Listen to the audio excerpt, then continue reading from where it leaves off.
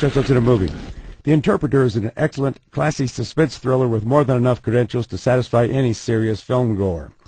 Directed by Sydney Pollack and starring Nicole, Kidman, and Penn, it's about political intrigue and deception surrounding an assassination plot at the United Nations.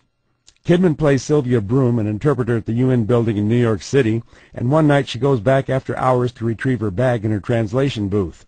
While she's there, she overhears someone whispering down on the General Assembly floor saying, "It will end here. The teacher will never leave this room alive," but in an African language that only Silvia and maybe 8 others in the city understand. Silvia is discovered and runs away without having seen who was talking, and when she starts being followed too closely in traffic, she reports the incident. Penn plays Tobin Keller, a member of the Secret Service branch of Foreign Dignitary Protection, but when he talks to Silvia, he tells her that his job is to investigate her, not to protect her. And then he tells his partner afterwards that he thinks that Silvia is lying about something. The teacher is President Zwane of the African country of Matobo, who is scheduled to speak before the General Assembly in 3 days. Nobody likes the guy because of the ethnic cleansing that's been going on in his country, but Keller and his team have to protect Zwane while he gives his speech.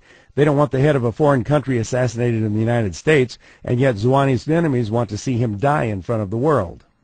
And Silvia, who was raised in Matobo, could also be one of those who want to see Zwane dead because her parents and a sister were killed by the mass murderers. However, as Silvia tells Keller, vengeance is a lazy form of grief.